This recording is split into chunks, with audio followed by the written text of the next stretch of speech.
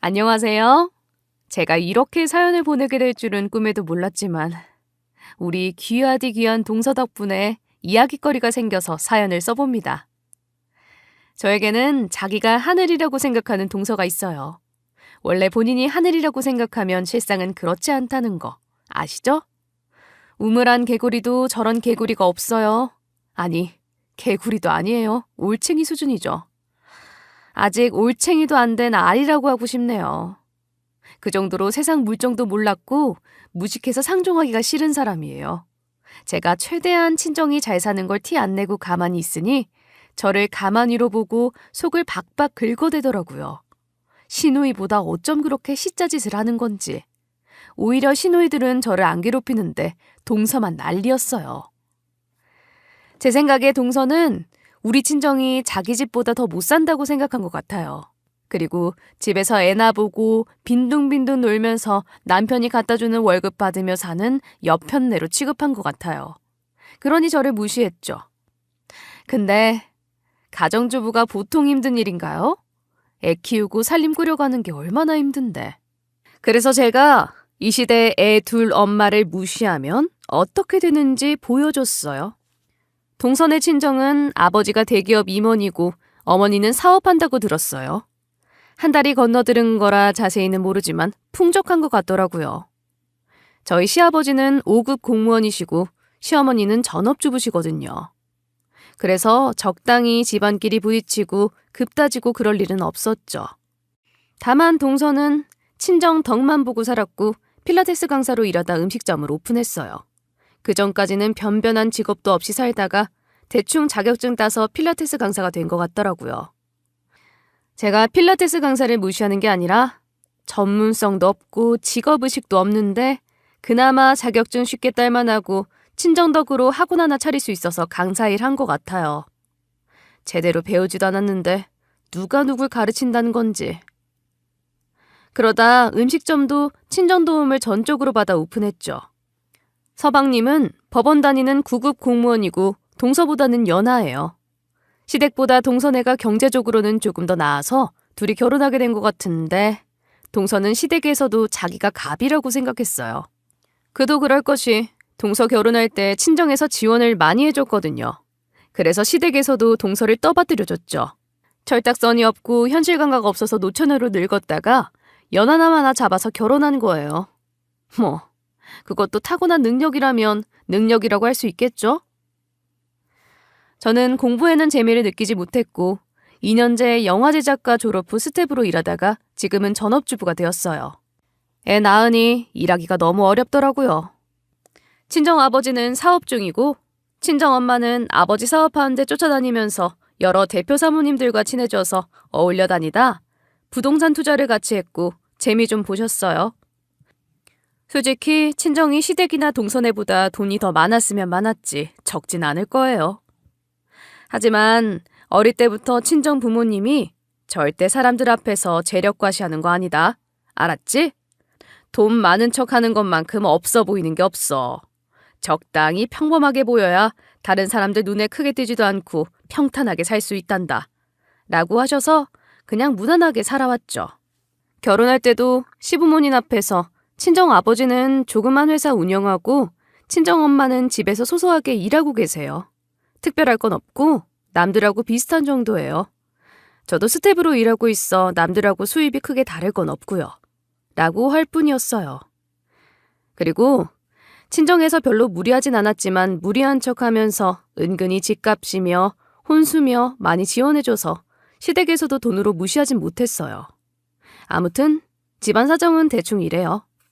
제가 결혼하고 나서 동서가 시집 왔는데 동서가 은근히 저를 무시하더라고요.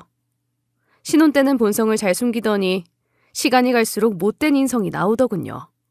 사람은 천성을 어찌할 수가 없나 봐요. 아니면 저보다 나이가 많아서 그랬던 걸지도 모르겠어요. 어린 동생한테 형님 해야 하니 기분 나빴겠죠. 하루는 시댁에 행사가 있어서 모였는데 동서가 은연중에 제 옷차림 갖고 지적질을 하는 거예요.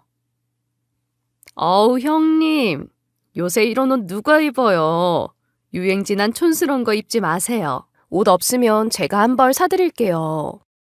형님 화장법도 너무 올드하다. 제가 샵 한번 모실까요? 여유가 없으시면 진작 말씀을 하시지. 제가 알아서 잘 챙겨드렸을 텐데. 이건 누가 봐도 저를 매기려고 하는 거잖아요. 딱 기본 세미 정장만 입고 화장도 거의 안 하는데 어떻게든 트집을 잡으려 하더라고요. 그것도 애들 앞에서 저러니까 제 속이 더 부글부글 끓었어요. 근데 시어머니도 동서편이라 그래, 얘가 옷이나 화장 쪽으로는 잘 알잖니. 이 양 오는 거 좀 더 신경 써서 오면 좋았을 텐데. 다음에는 형님 동서끼리 오붓하게 옷도 사입고 샵 가서 화장도 하고 그러면 보기 좋겠네. 너도 애 키우고 집에만 있느라 센스가 많이 떨어졌나 보다. 앞으로는 동서한테 많이 배워봐. 라며 열받게 하는 거예요. 암만 동서네가 돈이 더 많은 것처럼 보여도 시어머니까지 나서서 저를 무시하니까 억울하기도 하고 홧김에다 뒤엎고 싶더라고요. 사람 하나 바보 만드는 건 아무것도 아니었어요. 그래도 소리 지르고 화내면 저만 손해일 걸 아니까. 어머, 이거 새로 나온 건데 유행이 지났다니요? 지난주에 남편하고 백화점 가서 산 건데. 동서 보는 눈이 없는 거 아니에요? 어머님도 그렇게 얘기하시면 어떡해요. 그럼 아범 입장이 뭐가 되겠어요. 그냥 이쁘다고 해주세요. 다음에는 더 이쁘게 하고 올게요. 라고 웃으면서 한마디 했죠. 웃으면서 저도 1타 2피로 한 방씩 먹이니 둘 다 별말 못하고 깨갱하더라고요. 동서는 입을 삐죽거렸지만 지가 뭘 어쩌겠어요? 시어머니 앞에서 이미지 관리해야 할 거 아니까 웃으면서 먹였는데 잘 통한 것 같았어요. 속으로는 동서 입을 빨래집게로 확 집었으면 좋겠다 싶었지만 계속 친절하게 대해줬죠. 명절에는 제가 남편하고 시부모 선물을 항상 필요한 거 여쭤보고 사거든요. 어머님, 이번에는 뭐 필요한 거 없으세요? 아범하고 필요한 거 사드리려고요. 저번에 드렸던 홍삼은 괜찮던가요? 홍삼 꾸준히 드시면 좋으니까 홍삼 또 챙겨드릴게요. 괜찮으시죠? 다른 것도 편하게 말씀해 주세요. 이럴 때 자식 덕 보는 거죠. 시어머니는 제가 항상 물어보는 데 익숙해지셔서 안 그래도 이 양반이 등산 자주 다니잖냐. 선글라스가 필요하다고 하는데 비싼 건 필요 없고 그냥 햇빛 가려주는 거면 돼. 무리하지 말고 잘 어울릴 만한 걸로 사다 주면 좋겠구나. 안 그래도 네 동서도 와 있는데 얘도 명절 선물 기대라고 하네. 이번에는 너희 덕분에 우리가 호강하는구나. 라며 선글라스를 부탁하셨어요.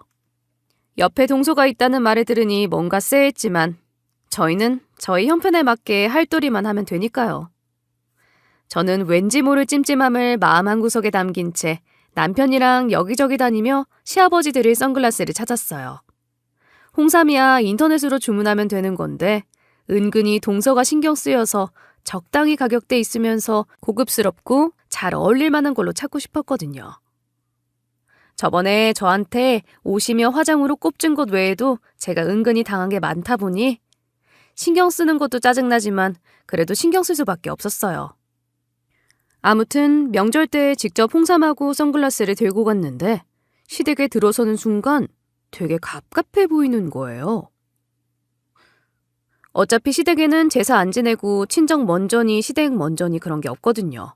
그래서 저희는 항상 더 먼 친정부터 갔다가 하루 자고 당일 아침에 시댁에 올라가서 하루 자고 집에 오는 편인데 현관에 들어서자마자 거실이 되게 좁아 보이고 어두워 보였어요. 남편하고 애들하고 시댁에 들어가니 애들은 할아버지 할머니 좋다고 뛰어가고 동서가 웃으면서 맞이해 주더라고요. 현관에 오는 꼴도 밉상스러운 게 사람 자체가 미우면 그렇게 되나 봐요. 어머, 아주버님 형님 오셨어요? 차가 막혔나 봐요. 좀 더 일찍 오셨으면 식사 같이 했을 텐데. 맛있는 거 많았는데 아쉽네요.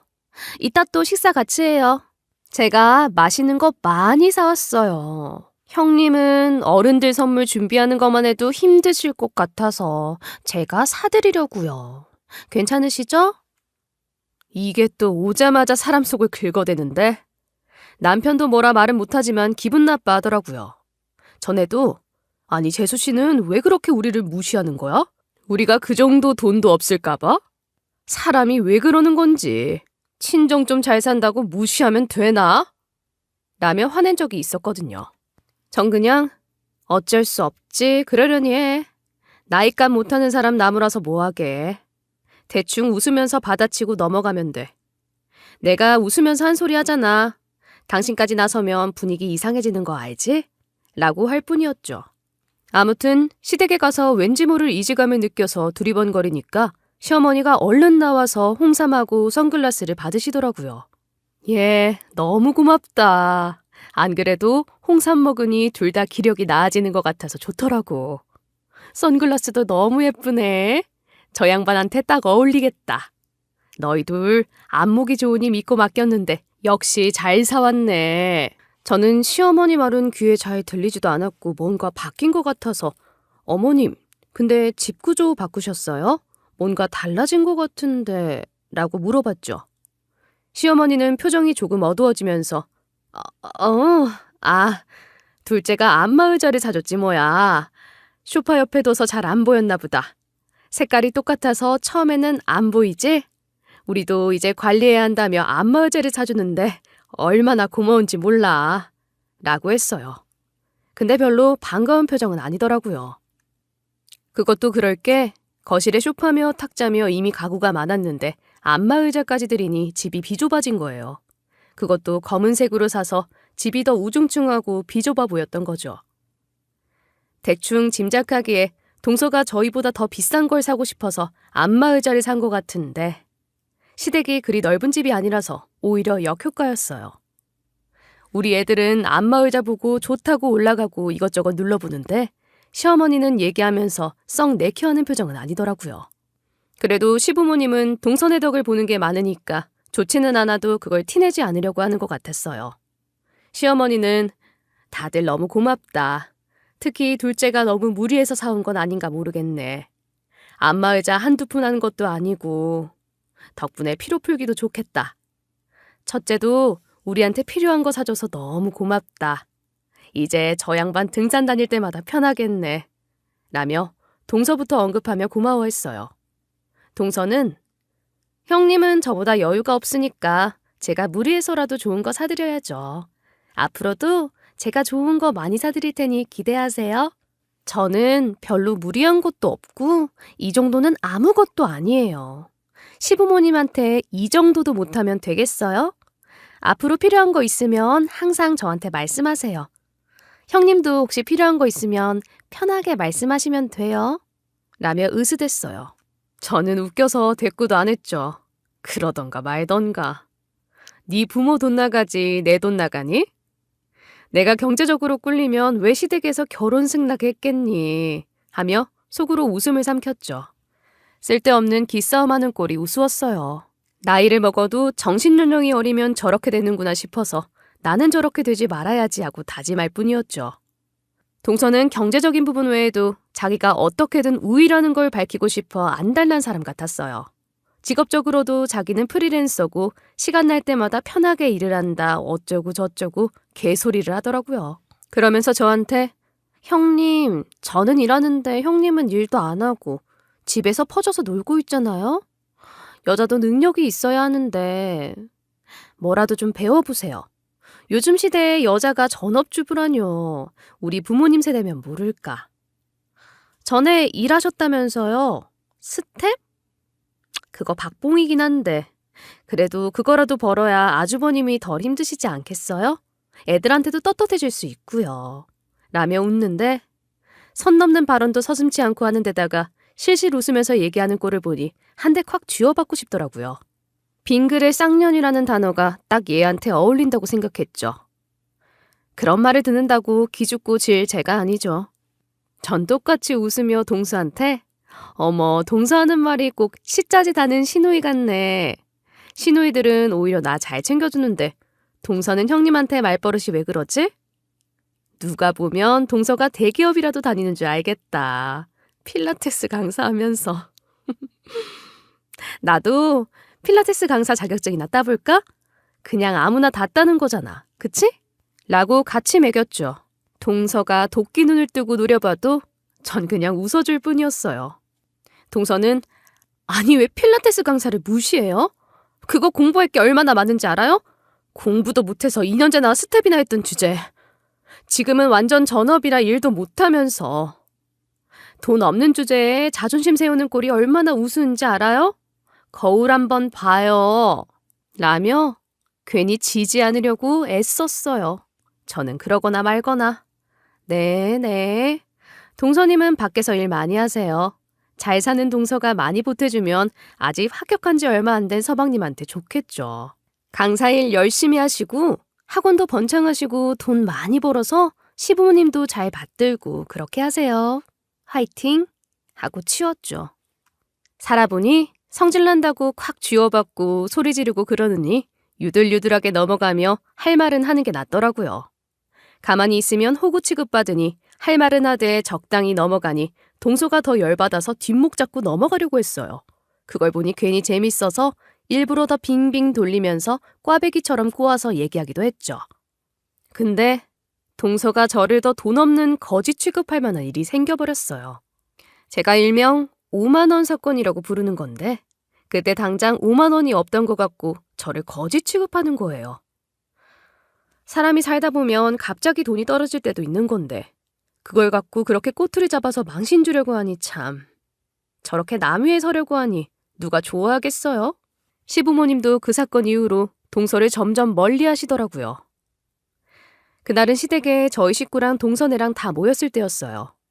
왜 모였는지는 기억이 가물가물한데 누구 생신이었거나 시댁에 행사가 있었을 거예요. 여느 때와 다름없이 동서는 기싸움 아닌 기싸움을 했던 것 같고 저는 그러거나 말거나 애들하고 시부모님 생기면서 쉬고 있었죠. 그때 시어머니가 TV 채널을 돌리면서 이것저것 보다가 갑자기 홈쇼핑에 채널을 고정시키더라고요. 홈쇼핑에서 갈비탕을 팔았는데 유명 셰프가 만든 어쩌고저쩌고 하는 거였어요. 시어머니는 원래 홈쇼핑 보면 저런 거 다 가짜야. 괜히 샀다가 품질 안 좋으면 누가 배상해주겠어? 너희도 TV나 인터넷에서 파는 건 사지 마라. 알았지? 물건은 직접 보고 사야 돼. 라고 외치는 분이었어요. 물건은 내가 직접 봐야 된다는 굳은 신념을 가졌던 시어머니였는데 그날은 갑자기 무슨 바람이 들었는지 갈비탕을 사야겠다고 하더라고요. 사실 제가 봐도 방송에서 배우들이 진짜 맛있게 먹긴 했어요. 갈빗대를 잡고 큼직한 고기를 뜯는데 군침이 돌긴 했거든요. 속으로 저도 어우 진짜 맛있게 먹네. 저거 하나 사드리고 우리 거도 살까 했었거든요. 근데 시어머니가 마침 저한테 얘 앞만 봐도 저 갈비탕은 사야 될 것 같다. 기왕 사는 김에 넉넉히 사서 너희 오면 같이 먹었으면 하는데 괜찮겠지? 근데 내가 저런 거 주문하는 거 잘 모르는데 일단 너희가 주문해주면 내가 돈 줄게. 전화만 해다오. 라고 부탁하셨어요. 저는 옳다구나 싶어. 어머님 안 그래도 맛있어 보이더라고요. 제가 전화 주문할 테니까 받으면 아버님하고 먼저 드시고 계세요. 5만 원 정도 하니까 저희가 그냥 사드릴게요. 그래야 저희도 다음에 와서 눈치 안 보고 맛있게 먹죠.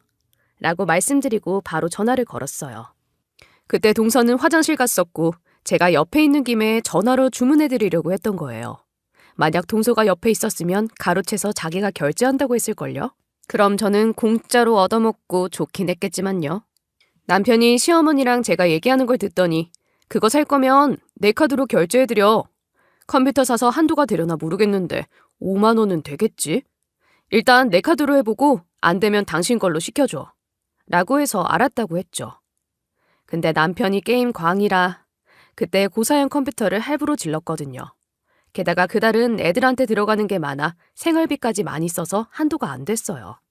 하필 월급 직전이라 아직 카드값을 못 냈던 상태였거든요. 그래서 5만 얼마도 결제가 안 됐고 저는 상담원한테 조금만 기다려달라고 하고 부랴부랴 가방에서 제 카드를 찾았어요. 근데 동서가 언제 나와 있던 건지 자기가 결제한다고 큰 소리를 치더라고요. 사실 동서가 결제하면 저희야 편하죠. 근데 동서는 늘 밉살스럽게 사람을 깔보니까 그게 싫었던 건데 그때도 역시나 저를 완전히 묵사발로 만들려고 작정하고 덤벼들더라고요. 형님은 어쩜 카드 한도 5만 원도 없어요? 너무 낭비하면서 사는 거 아니에요? 어떻게 5만 원 결제가 안 된대? 어머, 이 정도로 어려운 줄은 몰랐는데. 힘들면 말을 하시지. 아주버님 월급이 적어서 기본 한도가 30만 원밖에 안 되나? 혼자 웃기다며 깔깔거리고 저를 비웃듯이 쳐다보는데 어휴, 그걸 보면 다들 동서를 한 대씩 쥐어 박았을 거예요. 저도 그래, 나 전 재산 30만 원이다 하고 한판 뒤집고 싶긴 했는데 시부모 앞에서 싸울 순 없었어요. 그리고 남편 표정이 울그락불그락해지며 뭐라고 하려는 걸 제가 제지했어요. 그런 분위기에서 그 카드 남편 거라 하면 더 심각해질 것 같아서 그냥 제가 뒤집어 쓰기로 했죠. 한도가 30만 원이라니 그건 너무했다. 내가 이번에 저희 컴퓨터 사주고 애들 챙겨주느라 지출이 많아서 그런 거지 뭐. 동서 덕분에 어머니 필요한 거 샀으니 됐네요. 갈비탕 배송 오면 동서네랑 다 같이 불러주세요. 저도 맛있는 거 먹고 싶어요. 남편은 제가 적당히 잘 넘기니까 나중에 뒤에서 망신 안 줘서 고맙다 했고 시부모님도 본인 아들 체면 때문에 별말 못하고 가만히 있었어요.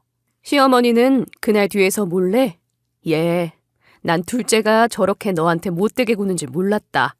우리 앞에서 저럴 정도면 우리 안 볼 땐 얼마나 심했겠니. 내가 너무 몰라줬구나. 전부터 둘째만 편드는 것 같아 미안했는데 이번에 아범 망신 안 주고 잘 넘겨줘서 고맙다. 라고 조용히 말씀하셨어요. 솔직히 속으로는 동서가 돈 더 많은 것 같으니 동서 편만 들고 같이 저 무시하셨잖아요. 아들 무시당하니 그제서야 잘못된 걸 아셨어요? 라고 외치고 싶었죠. 근데 사소한 일로 시끄럽게 할 필요 있나요? 그래서 괜찮아요 어머님. 동서가 부잣집에서 자라 그런 거겠죠. 하고 넘어갔어요. 문제는 동서가 그 뒤로 뭐만 하면 형님은 5만 원도 없던데 제가 살게요. 그래야 부담 안 되겠죠? 자꾸 형님한테 사라고 하면 앞으로 시댁에 자주 오려고 하겠어요? 라고 하거나 형님은 5만 원도 없는데 필요한 거 있으면 말씀하세요. 있는 사람이 더 쓰는 게 평등이죠. 안 그래요? 앞으로는 뭐든 제가 살 테니 형님은 그저 편안하게 계시기만 하면 돼요. 괜히 돈 없는데 자존심 세우지 마시고요. 라면서 계속 사람 속을 긁는 거예요. 그때마다 실제로는 남편이 타격을 받았고 남편이 욱하는 걸 보니 속으로 웃기기도 했지만 일부러 대꾸도 안 하고 미소만 지었죠. 내 돈 안 나가니 저는 편했죠. 남편한테도 우리 돈 안 쓰고 동서가 알아서 다 하니까 편하지 뭐. 돈 굳는 걸로 맛있는 거나 사 먹자. 라며 달래줬어요. 그러다 동서가 갑자기 필라테스 학원을 때려치우고 강남에 레스토랑을 오픈한다고 하는 거예요. 그 소식을 접했을 때 뭐지? 왜 저러지 하는 생각부터 들었어요. 음식에 대해서 잘 모르는데 무슨 레스토랑인 건지. 나중에 남편한테 들으니 동서한테 필라테스에 대한 전문성이 없으니 수강생이 없어서 학원이 문을 닫게 되었다고 해요. 동서는 부모님이 나이 들기 전에 요식업으로 바꾸라고 하셨어요. 나이 들면 솔직히 필라테스 가르치는 것만 하긴 어렵잖아요. 나중에 사업 바꾸면 힘드니까 지금 아예 새로 시작해 보려고요. 라며 적당히 둘러댔지만 망해서 다른 사업하는 걸 모두가 알고 있었죠. 아무튼 레스토랑을 오픈하든 백반집을 오픈하든 그러거나 말거나 저랑은 별 상관없었어요. 다만 아예 얼굴을 안 비칠 수는 없어서 찾아가려고 했는데 저도 애들 일정에 맞춰야 하고 오픈 날에 바쁠 것 같아 오픈 다음 날 찾아가기로 했어요. 시부모님은 첫날 갔다고 하는데 저는 다음 날 간다고 미리 연락을 했죠. 진짜 가기 싫었지만 그래도 같은 식구라 축하떡을 사들고 찾아갔는데 식사 시간이 아니라 그런지 손님이 없었어요. 가게는 엄청 넓고 좋은데 손님이 없어서 제가 다 민망할 정도였어요. 그전엔 많았겠지 하며 동서를 찾았는데 동서가 절 보더니 떨떠름한 표정을 짓더라고요. 아니, 이 고급 레스토랑에서 옷차림 이게 뭐예요?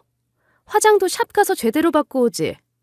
내 친구들은 형님인 거 다 알 텐데 거지 걸로 오면 어떡해요? 기본 예의도 몰라요? 처음 오픈하는데 찾아올 거면 집구석에서 살림하는 애엄마 티는 내지 말아야죠. 이렇게 후줄근하게 오면 어떡해요? 절 보자마자 망신 주는데 얼마나 무안하던지. 너무 과하지 않게 딱 오피스룩으로 입고 갔는데도 뭘 저렇게 성질을 내는지. 아예 연예인들 시상식에서 입는 드레스 맞춰 입고 갔어야 했나 봐요. 큼직한 벤 타고 레드카펫 깔아서 도도하게 들어갔어야 역시 내 형님이네 이래야 내 레벨에 맞죠 라고 했을 것 같았어요. 도대체 저한테 뭘 바라는 건지 어이가 없었죠. 그때 주변에 직원도 몇 명 있었는데 사람들 앞에서 망신 주려는 의도가 눈에 빤해서 기가 찼어요. 사장이 저러면 어느 직원이 좋아하나요? 이상한 소문만 돌 텐데. 그러면서 떡을 보더니 한 소리 하더라고요. 사람이 1절만 해야지 2절, 3절까지 하면 좋은 말도 듣기 싫잖아요. 자꾸 트집 잡고 핀잔 주니 주변 직원들 얼굴도 점점 썩은 표정이 되어갔어요. 그날 제가 떡 케이크를 크게 맞춰서 갔거든요. 나름 유명한 데서 오픈 축하한다는 문구도 넣고 깔끔하게 디자인해 만든 건데 사람 성의를 그렇게 무시할 수가 없었어요.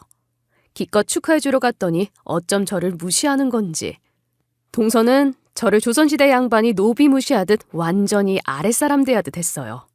아이고, 하여튼 돈 없는 것들은 이렇게 없는 티를 낸다니까. 요즘 누가 떡을 사와요? 나보다 어린 게 더 옛날 사람 같네. 화환이나 보내지. 아, 화환 살 돈도 없나? 진짜 지독하게 서민 냄새가 폴폴 나네. 5만 원도 없는 거지가 여길 왜 오는 거야? 사람이 자기 분수에 맞게 살아야지. 뭐 먹고 갈 건 아니지? 여기서 밥 먹을 돈은 있나? 라며 막말을 했죠. 시부모님도 없고 눈치 볼 사람이 없는 자리라서 그런지 저한테 막말을 심하게 하더라고요.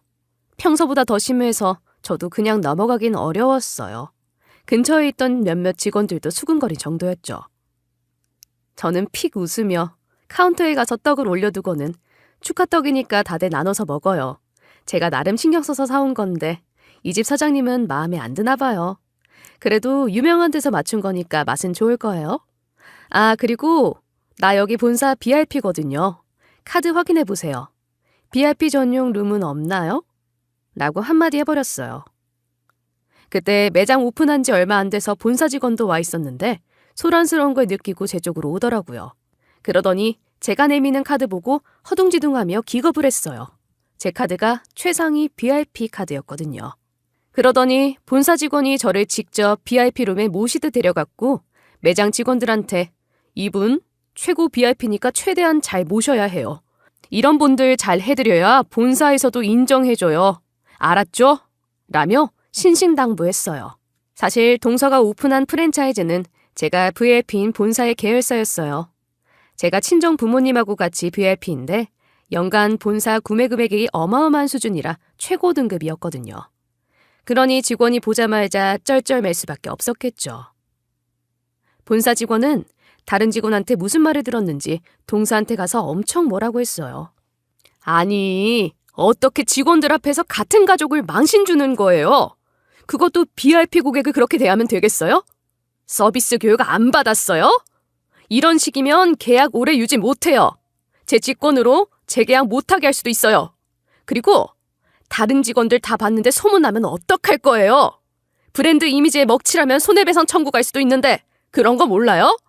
본사 교육 때 다 가르쳐 주는 건데 어제 오픈한 가게 내일 망할 수도 있는 거 몰라요? 동서는 무식해서 그런 것도 모르고 아나무인이었던 거예요. 필라테스 학원 할 때랑 대형 프랜차이즈 운영은 하늘과 땅 차이거늘. 필라테스 학원이 왜 망했는지 그때 절실히 깨달았어요. 수강생들한테 얼마나 불친절하게 굴었겠어요. 실력도 없고 전문 지식도 없고 그렇다고 친절한 것도 아니고 그러니 망할 수밖에 없었겠죠. 본사 직원은 얼른 동서 보고 저한테 사과하라고 했어요. 동서는 못한다고 뻐기더라고요. 아니, 제가 못할 말 했나요? 솔직히 레스토랑에 이렇게 후줄근하게 오고 화장도 웬 할머니들이나 할 법한 화장하고 오는데 한 소리 할 수도 있죠. 사장 가족이 이렇게 대책 없이 하고 찾아오면 안 되는 거잖아요. 이럴 바에는 안 오는 게 낫죠. 동서는 아직도 정신을 못 차렸고 진짜 대책이 없었어요. 저런 걸 데리고 사는 서방님이 불쌍해 보일 지경이었죠. 본사 직원은 동서 태도에 버럭 화내며 당장 사과 안 하냐고 소리를 질렀어요. 동서도 결국에는 본사 가맹점 점주일 뿐이었으므로 사과 안 하고 계속 버틸 수는 없었어요. 동서는 할 수 없이 손님, 제가 너무 무례했습니다. 죄송합니다. 기분 푸셨으면 합니다. 하면서 진정성 없는 사과를 했어요. 저는 진정성은 안 느껴지지만 그냥 넘어갈게요. 근데 여기 2번은 못 오겠네요. 아무튼 오늘은 오픈하고 처음 방문했으니 음식 맛 좀 볼게요. 여기 브랜드 음식은 괜찮다고는 하던데. 뭐 좀 먹고 갈 테니 맛있게 만들어주세요, 사장님. 하고 메뉴판에서 마음에 드는 걸 시켜 먹었어요. 생각보다 맛은 괜찮았어요. 먹다 남으면 싸가려고 파스타에 샐러드에 스테이크 피자까지 시켰는데 가격 대비 양은 많지 않더라고요. 센스 없게 서비스로 음료도 안 나오길래 추가 주문했는데 음료는 그냥 그랬고요. 그래도 나름대로 맛있게 먹고 남은 건 집에서 또 먹으려고 포장했어요. 음식은 죄가 없으니까 열심히 먹고 왔죠. 하지만 동서가 나한테 한 짓이 암암리에 소문이 퍼져서 그런지 오픈 후 손님이 잘 안 오는 것 같았어요. 손님이 안 오는 데는 여러 가지 이유가 있겠지만 일단 서비스가 좋아야 하는데 사장이 돼서 손님이자 가족을 홀대하는 모습을 보이니 좋은 평이 나올 리가 없겠죠. 다른 손님들한테도 친절하지 못할 가능성도 크고요. 꼭 그런 걸 떠나서도 음식 맛도 그냥 평범했고 가격은 비싸니까 잘 될 리가 없었어요. 소비자 입장에서 강남에 먹거리가 널렸는데 굳이 동서가게에 갈 일도 없긴 하겠죠? 프랜차이즈라 가격은 마음대로 못하겠지만 강남권인 만큼 다른 매장보다 비싸다는 것도 손님 없는데 한몫했을 거예요. 동서는 너 때문에 가게가 안 되잖아. 네가 와서 초치고 가서 이렇게 됐으니까 네가 책임져. 아, 네가 소문냈지? 너 BRP인 것도 거짓말이지. 카드 위조한 거 아니야? 내가 너 경찰에 신고할 거야. 그러니까 왜 그지 같은 게 와가지고 떡 같은 거 가져오니까 일이 안 되는 거 아니야. 아우 저런 게 형님이라고 라며 별 이상한 소리를 하더라고요. 저는 기가 찼어요. 축하해준다고 찾아간 사람 문전박대하듯 대한 것도 모자라서 거지 취급했으면서 저한테 책임 전가를 하다뇨? 저한테 한 짓이 있으니 그 업보를 돌려받는 건데. 하긴 그런 거 알면 저를 그렇게 막대하진 않았겠죠. 뭐? 야, 네가 막말했지 내가 막말했니? 어디 형님한테 반말이야? 그리고 서비스 정신이 개판이니 아무도 안 오지. 너 같은 사장이 일하는데 누가 가겠니? 요즘 음식점 천지잖아. 근데 너네 가게처럼 비싼데 서비스 엉망인데 누가 가냐? 분수에 안 맞게 가게만 크게 차려서는. 지금이라도 정신 차리고 공장 가서 일하지 왜? 저는 동서 속을 일부러 박박 긁었어요. 그래야 매장에서 저한테 전화로 더 소리 지르고 난리칠 것 같았거든요. 어차피 이렇게 된 거 아예 이미지 나락가도록 만들어야겠다 싶었어요. 동서는 개거품을 물며 속된 말로 지랄지랄이었어요. 혼자 소리 지르며 야 이 미친년아 하면서 어쩌고 하는데 소리 지르며 얘기하니 웬 괴수가 울어대는 것 같았어요. 한국말을 하는 건지 동물 언어를 쓰는 건지 못 알아듣겠어서 그냥 끊어버렸죠. 그 이후로 동서 전화는 무시했는데 문자가 또 오더라고요. 내가 너 가만둘 줄 알아? 너 때문에 가게 힘든 거 손해배상 청구할 거야. 그날 널 빨리 내쫓았어야 했는데 그게 아니다. 뭐 대충 이런 맥락의 문자였는데 당연히 씹었죠.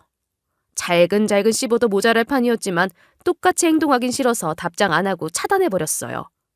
그 뒤로는 남편 통해서 간간히 소식을 들었는데 점점 가게가 안 돼서 서방님한테 스트레스를 다 푼다고 했어요. 그래서 둘이 이혼위기라고 하던데 솔직히 빨리 헤어졌으면 하는 마음이었죠. 서방님도 저런 인간보다는 더 착한 사람이 잘 어울렸거든요. 그러다 제가 동서에게 정면으로 어퍼컷을 한 방 날릴 기회가 찾아왔어요. 역시 인생사 아무도 모르는 거예요. 동서가 저한테 무릎을 꿇을 일이 생기다니. 저도 정말 생각지도 못했던 일이었거든요. 하루는 친정에 갈 일이 있었는데 친정엄마가 오픈한 지 얼마 안 된 가게 임차인이 자꾸 월세를 조금씩 내고 미루고 해서 스트레스라고 하더라고요. 뭐? 월세를 안 내? 요즘 그런 사람들 많다던데. 교묘하게 벙망 피해서 조금씩 내고 그런 인간들 많다더라고. 그 사람도 그러는 거 아니야? 아님 가게가 작아서 장사가 잘 안 되나? 제가 걱정돼서 이런저런 얘기를 하니 친정엄마는 가게는 크다고 하셨어요. 거기 가게의 규모는 커. 내가 얻은 지 얼마 안 된 건물이라 너는 모를 텐데 호실이 꽤 큰 편이야. 그것도 대형 프랜차이즈 레스토랑인데 프랜차이즈가 저렇게 장사 안 되는 건 또 처음 보네. 처음에는 월세 잘 냈는데 갈수록 이러더라고. 어정쩡하게 돈을 주니 법으로 걸기도 애매해. 저는 대형 프랜차이즈, 그것도 레스토랑이라는 말에 문득 동서가게가 아닌가 싶은 촉이 왔어요. 그래서 친정엄마한테 가게 이름을 물어보니 동서가게 이름인 거예요. 더 확실히 하고 싶어서 일부러 엄마, 계약서 좀 보자. 나도 이런 거 알아둬야 나중에 투자할 때 도움되지 않겠어? 안 그래도 엄마가 저번부터 부동산 쪽 일 가르쳐 주려고 했잖아. 나한테 물려준다고. 나도 슬슬 알아야지. 라고 하면서 임차인 이름을 봤어요. 아니나 다를까 임차인 이름 석자가 동서 이름이더라고요. 제가 이걸 모르고 있을 법도 한 게 우리 부모님이 저한테 일일이 이런 걸 이야기하지도 않았어요. 나중에 물려줄 때 제대로 가르쳐 주신다고 하셨거든요. 그래서 모를 수밖에 없었죠. 저도 부모님이 하는 일 굳이 묻는 편은 아니라 몰랐어요. 근데 웃긴 게 진짜 동서랑 인연은 인연인 것 같은 게 우리 엄마가 부동산 투자하는 활동 지역이 강남이라 동서랑 이렇게 딱 만나게 된 거예요. 부동산 계약할 때 건물주랑 세입자가 서로 만나서 얼굴을 알 텐데 어떻게 몰랐나 싶으시죠? 우리 엄마는 계약할 때는 항상 변호사가 대리인으로 나가서 서로 몰랐을 거예요. 우리 엄마 이름을 동서가 알고 있는 것도 아니었거든요. 아따, 이번에 건수 제대로 잡았다 싶어. 엄마, 이거 내 동서가 하는 가게 맞네. 설마 해서 내가 계약서 보자고 한 건데 이름 보니 확실해. 가게 이름도 맞고. 변호사랑 얘기해서 법대로 해. 얘 때문에 내가 얼마나 스트레스 받았는지 알지? 원수는 외나무 다리에서 만난다고 이렇게 마주칠 줄은 몰랐네. 라고 했죠. 친정엄마한테는 다 털어놔서 이미 동서의 만행을 알고 있었고 친정엄마도 제 말을 듣고 나서 눈에 불을 켠 채 법대로 하려고 벼르고 별렀어요. 아니, 너한테 그렇게 돈 자랑하고 돈으로 무시했으면서 가게세 하나 제대로 못 낸다고? 얜 도대체 뭐 하는 거야? 너한테 그렇게 못되게 굴어놓고 돈을 안 낸다고 내 이걸 그냥 마음 같아선 찾아가고 싶다만 요새는 법이 세입자 편이라서 조만간 법으로 걸 수 있을 때 본때를 보여줄게. 당장은 동서를 어떻게 하진 못했지만 결국 동서가 3달치 월세를 밀렸고 친정엄마는 바로 명도 소송 걸어서 내쫓으려고 했어요. 내용 증명 보내고 바로 소송 걸어버렸고 점유 이전 금지 가처분 등등 법적 조치는 다 해둬서 빼도 박도 못하게 했어요. 동서는 친정엄마한테 저기 제가 지금 상황이 많이 안 좋아서 그런데 변호사만 보내지 마시고 직접 만나서 얘기하면 안 될까요?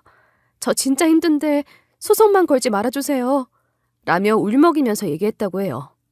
친정엄마는 알았다고 했고 그 자리에 저도 같이 나가기로 했어요. 나 네 동서 만나기로 했다. 원래 같으면 가차없이 변호사만 보내서 바로 소송 걸 텐데 네가 내 딸인 걸 봐야 정신 차리지 않겠니? 저는 친정엄마 말에 좋다고 따라 나섰죠. 동서는 변호사 사무실에 약속 시간을 칼같이 맞춰서 왔어요. 친정엄마랑 저는 그 전에 미리 가서 차 한잔 마시며 기다리고 있었어요. 저는 동서가 들어와서 제 얼굴을 봤을 때 어떤 반응을 보일지 너무 궁금하고 기대했어요. 동서는 친정엄마 얼굴을 보더니 하는 표정이었어요. 전에 한두 번 마주친 적이 있어서 긴가민가 하는 것 같더라고요. 그러다 제 얼굴도 제대로 보더니 기겁을 하더라고요. 건물주가 우리 엄마인 건 꿈에도 몰랐을 거예요. 항상 변호사가 대리인으로 알아서 일 처리를 하니 엄마랑 만나본 적이 없고 그러니 당연히 건물주가 친정엄마라는 건 꿈에도 몰랐겠죠. 동서는 그제서야 다급하게 울면서 무릎 꿇고 저한테 빌기 시작했어요. 형님, 제가 잘못했어요. 지금 우리 아버지도 경제적으로 어려워지셔서 가게라도 잘 운영해야 해요. 이걸로 못 벌면 우리 친정 다 망해요. 제발 소송만 하지 말아주세요. 제가 밀린 월세 어떻게든 다 갚을게요. 이제 와서 형님 하고 존댓말 하는데 어이가 없었어요. 여태 시부모님 안 계시면 은근히 반말하고 절 그렇게 깔보더니만 일이 이렇게 되니까 갑자기 저를 윗사람으로 대하니까 꼴사납더라고요. 마음 같아선 당장 돈이나 내놓으라고 윽박지르고 싶었지만 최대한 친절하게 대해주려고 노력했어요. 동서님, 그러게 사람 보이는 걸로 무시하면 안 되시죠. 일부분만 보고 사람 평가하다 잊고 나니 기분이 어때요? 나도 이런 우연은 신기해서 처음엔 안 믿었는데 나한테 서민 냄새 나네 어쩌네 하면 무슨 불가촉 천민 보듯 하더니 이젠 본인이 무릎을 꿇으세요? 너나 나나 다 서민이지 무슨 서민 냄새가 나네 거지네 하는 막말을 해? 됐고, 우린 소송 취하할 생각 없으니 법대로 해보세요. 제가 엄프하니 동서가 아무 말 못하고 가만히 있더라고요. 그래도 자기가 잘못한 건 아는 눈치였어요. 그것도 모르면 사람이 아니죠. 저는 더 할 말 없죠. 당장 오늘까지 밀린 월세 다 갚으면 모를까? 아니면 소송 취하는 꿈도 꾸지 마세요. 앞으로 변호사란 법정에서 잘해봐요. 라고 한마디 더 했고 친정엄마 모시고 사무실에서 바로 나와버렸어요. 친정엄마는 증거가 확실했으니 명도 소송에서 이겼고 그렇게 동서 가게는 완전히 폐업하게 되었죠. 그 자리에는 다른 대형 커피 매장이 들어와서 잘 운영하는 중이에요. 가게 자리가 좋아서 수익은 거의 보장된 거라 동서도 자기가 열심히 했으면 매출이 잘 나왔을 텐데. 겉멋만 들어서 친정 부모 등에 엎여 사업하니 아무것도 안 되고 빚만 쌓였을 거예요. 그 와중에 동서네 집안은 완전히 쫄딱 망해버렸어요. 사실 동서 가게 하나 망했다고 뭐 큰일 있겠어? 라고 생각했었는데 진짜 집안 자체가 완전히 망했다고 하더라고요. 남편 통에 들었는데 동서 친정아버지가 횡령죄로 걸렸다고 해요. 그간 횡령하면서 돈을 펑펑 써온 거예요. 대기업 임원이 그런 짓 하면 타격이 클 텐데 그러다 결국에는 들통났는데 그 뒤로는 어떻게 됐는지는 모르겠어요. 쓴 거 토해내고 사표 내고 뭐 그러지 않았을까 싶은데 뒷이야기는 모르겠네요. 한창 떠들썩할 때 동서가 이혼했기 때문이에요. 그러게 사람은 죄 짓고 살면 안 되고 투명하게 살아야 해요. 자기를 낮추고 살아야 하는데 내가 최고다 하니 결국에는 저렇게 탈이 나는 것 같아요. 대충 후문에 동서는 당장 생활비도 마련하기 어려울 정도로 알거지가 됐다고 해요. 게다가 동서는 서방님하고 이혼했고 친정엄마랑 근근히 어렵게 산다고 하더라고요. 그 뒤로는 잘 모르겠어요. 한 번은 모르는 번호로 전화가 왔는데 동서더라고요. 형님은 잘 사니까 우리 엄마랑 저 살 집만 좀 구해주시면 안 돼요? 그 정도는 형님한테 아무것도 아니잖아요. 당장 생활비도 없어요. 아빠 때문에 빚쟁이들은 자꾸 찾아오고 죽을 지경이에요. 제발 도와주세요. 또 갑자기 형님 하며 징징거리는데 어이가 없더라고요. 저는 돈 없으면 벌 생각을 해야지 여기저기 달란 소리만 나오니? 나도 친정 잘 살아도 내 힘으로 벌어서 생활하고 있어. 너도 이참에 정신 차리고 편의점이든 PC방이든 마트든 어디서든 알바라도 하면서 번듯한 직장 구하게 공부도 해. 네 힘으로 살아야지. 아님 파산 신고하던가. 아무튼 너 혼자 살 길 찾아봐라. 난 모른다. 하고 딱 잘라 거절했어요. 그 뒤로 그 번호도 차단해버렸죠. 이래서 사람은 보이는 걸로 판단하면 안 되는 건가 봐요. 저는 지금도 친정에 돈 달라고는 안 하고 남편이랑 둘이 월급 갖고 사는 중이에요. 어정쩡한 집안에서 어정쩡하게 살아온 동서 만나 속이 많이 뒤집어졌지만 이것도 인생 공부 세게 했다고 생각하고 있네요.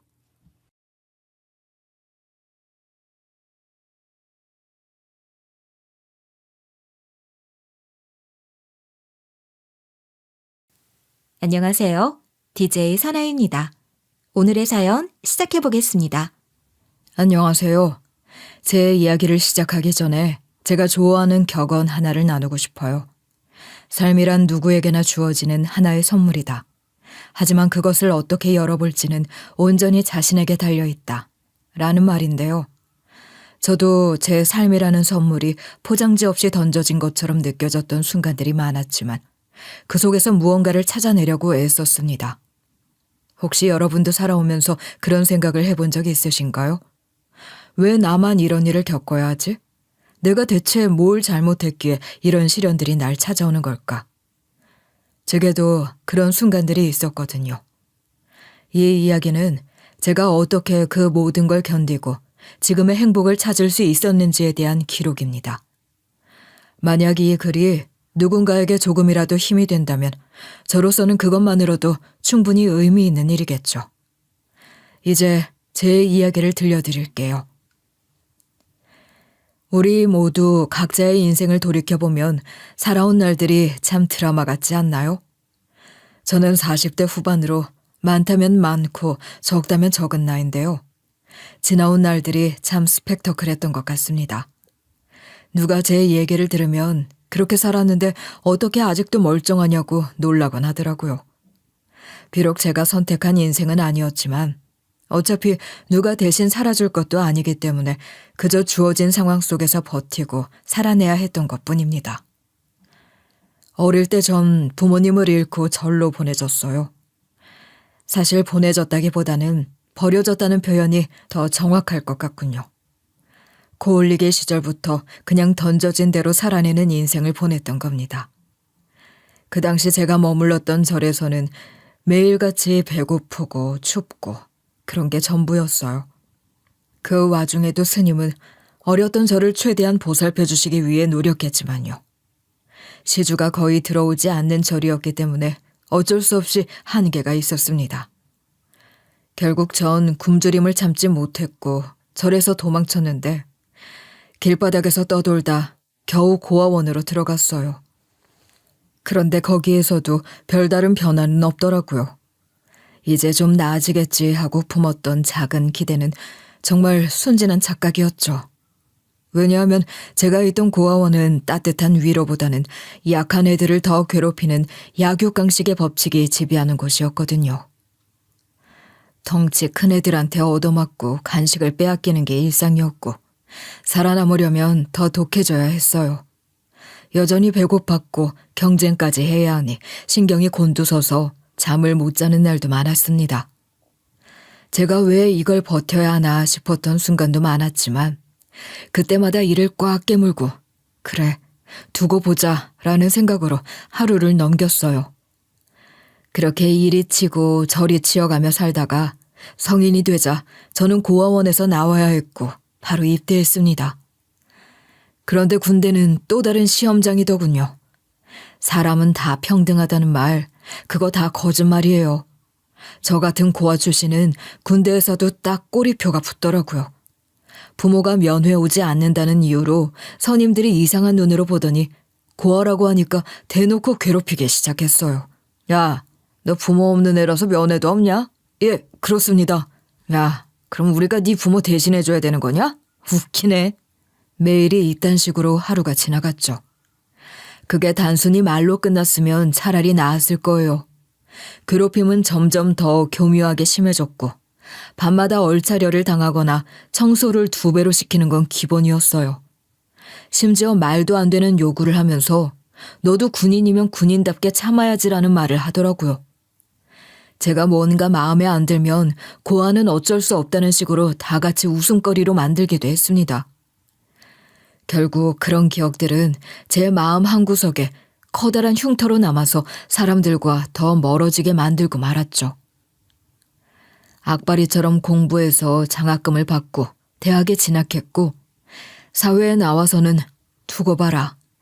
누구도 날 함부로 대하지 못하게 만들겠다는 도끼 하나로 버텼어요.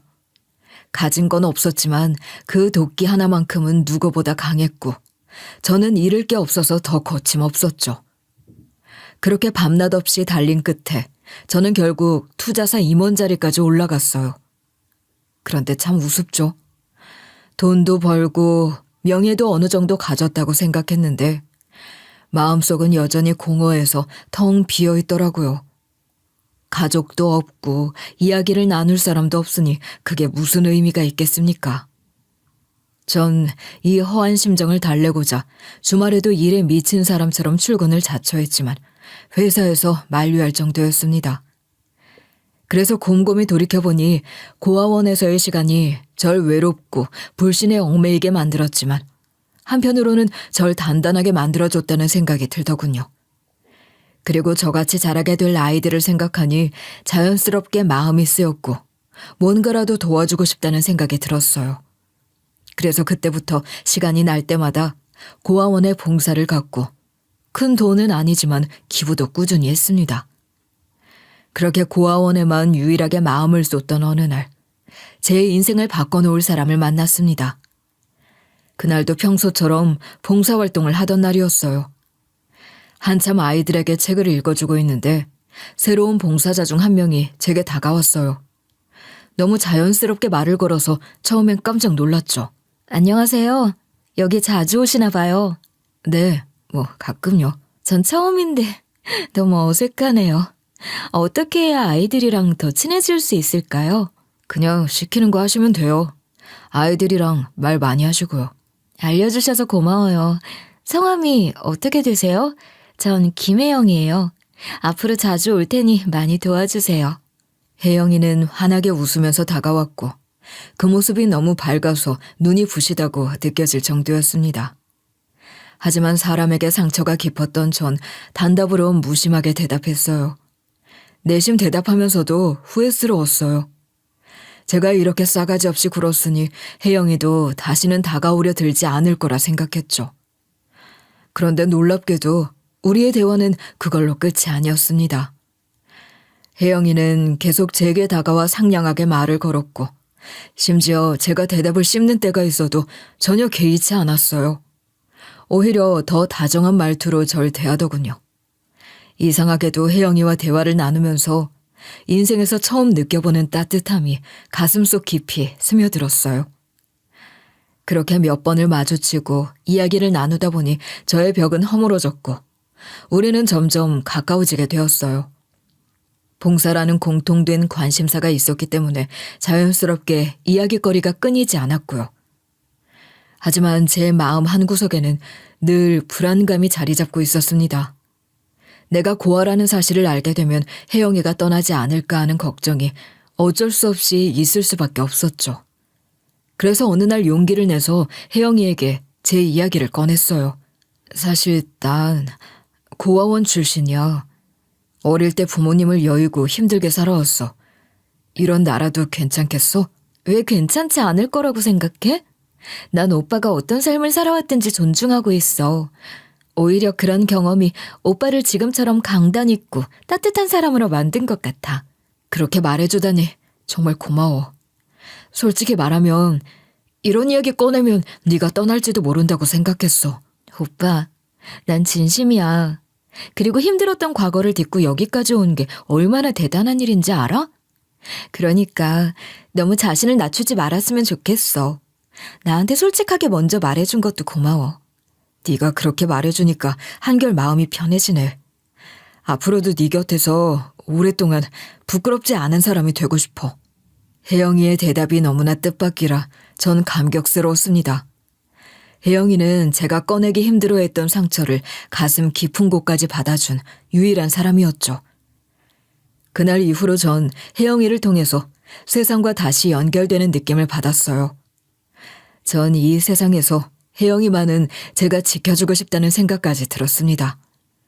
우리는 당연하다는 듯이 결혼을 전제로 교제를 시작했습니다. 물론 그 과정에서 제 걱정이 완전히 사라진 것은 아니었어요. 특히 혜영이의 부모님께 인사드릴 때가 가장 큰 고비였죠. 혹시나 제가 고아원 출신이라는 이유로 반대하시지는 않을까 걱정했거든요. 하지만 그 걱정은 기우에 불과했어요. 혜영이만큼이나 혜영이의 부모님은 오히려 절 따뜻하게 맞아주셨고 제 지난 삶의 이야기를 듣고는 든든하다고 칭찬까지 해주시더라고요. 자네처럼 어려운 환경에서도 이렇게 훌륭하게 자리 잡은 사람이라면 우리 딸과 함께 잘 살 거라고, 어려운 일이 있어도 잘 이겨낼 거라고 생각하신다더군요. 지금도 그날을 잊을 수 없습니다. 절 믿고 하나뿐인 귀한 딸을 맡겨주신 만큼 혜영이를 위해 그리고 혜영이의 가족에게 부끄럽지 않은 사람이 되고 싶다는 마음이 강하게 들었어요. 세상에서 버려졌던 제가 가족을 만들게 된 거죠. 혜영이를 만나서 사랑이라는 게 뭔지 알게 되었고 쑥스럽지만 별도 달도 따다주고 싶은 감정이 어떤 건지 처음 느꼈어요. 부모님이 없는 저를 배려해 주셔서 저와 혜영이는 작지만 따뜻한 결혼식을 올릴 수 있었습니다. 저희 부부는 둘 다 아이를 낳고 하루빨리 단란한 가정을 꾸리고 싶었어요. 그래서 결혼하자마자 임신 준비를 하고 소식을 기다리며 매일 설렘과 기대감으로 시간을 보냈죠. 하지만 몇 달이 지나도록 아무 소식이 없으니 점점 마음이 무거워지더라고요. 저랑 아내 둘 중 누구랄 것 하나 없이 임신이 잘 된다는 생선이나 과일을 닥치는 대로 먹었어요. 하지만 새로운 생명은 저희에게 쉽게 와주지 않더군요. 그러던 어느 날 아내가 조심스러운 목소리로 병원에 가보자고 했어요. 그 순간 아내가 그동안 얼마나 혼자 고민하고 걱정했을지 알 것 같아서 마음이 아팠죠. 그렇게 난임 전문 병원에 갔는데 검사 결과를 기다리는 며칠이 정말 몇 년처럼 길게 느껴지더라고요. 마침내 병원에서 상담을 하러 오라는 전화를 받고 갔을 때 의사 선생님께서 차분한 목소리로 결과를 알려주셨어요. 남편인 저에게는 건강에 문제가 없지만 아내가 몸이 약해서 자연 임신이 어렵다는 말씀이었습니다. 저는 임신이 어렵다는 말보다도 아내의 얼굴이 하얗게 질리는 걸 보니 가슴이 찢어질 것 같았어요. 병원을 나와 차에 타자마자 아내는 그만 눈물을 쏟으면서 미안하다는 말만 되풀이하며 고개를 숙였고 전 아내를 껴안으며 내 옆에 있어주는 것만으로도 충분하다고 했어요. 반평생을 가족 없이 살아왔는데 아내가 있다는 것으로 이미 제게는 어떤 것과도 바꿀 수 없는 기쁨이라고 말해줬죠. 하지만 아내의 눈물은 쉽게 멈추지 않았고 그날 이후로도 한동안 스스로를 자책하며 많이 힘들어했습니다. 저는 아내가 점점 깊은 슬픔에 빠지는 모습을 보며 걱정스러웠고 장인어른과 장모님께 찾아가서 아내의 상황을 조심스럽게 말씀드렸어요. 그리고 저는 솔직한 심정으로 아이가 있으면 너무나 좋겠지만 없더라도 아내와 둘이 살아가는 것만으로도 충분하다고 덧붙였습니다. 그랬더니 장인어른과 장모님께서 제 손을 꼭 붙잡고 고마움을 전하시더라고요. 자네가 우리 혜영이 곁에 있어줘서 정말 다행이라네. 장인어른, 장모님, 혜영이는 저한테 가장 소중한 사람입니다. 아이가 있으면 물론 좋겠지만 없더라도 저희 둘만으로 충분하다고 생각해요. 우리도 자네 같은 사위가 있어서 참 마음이 놓여. 혹시라도 힘든 일이 있으면 꼭 이야기하게. 우리가 도와줄 수 있는 건 뭐든 도울 테니 말일세. 이렇게 말씀해 주시니 제가 더 감사하죠. 혜영이가 힘들어할 때 제가 더 곁에서 잘 보살피겠습니다. 그러니 당분간 장인어른 장모님께서도 혜영이와 연락 주고받으실 때는 대화 주제를 신경 써주시면 감사하겠어요. 혜영이 바깥 공기도 마시게 나들이도 같이 다녀와 주시고요. 장모님은 눈물을 글썽이며 말없이 절 꼭 안아주셨는데 이런 게 가족이구나 싶었습니다. 그 후로 저희는 아내가 스스로 원망하지 않도록 더 많이 대화를 나누고 함께 시간을 보내면서 마음의 짐을 내려놓을 수 있게 노력했어요.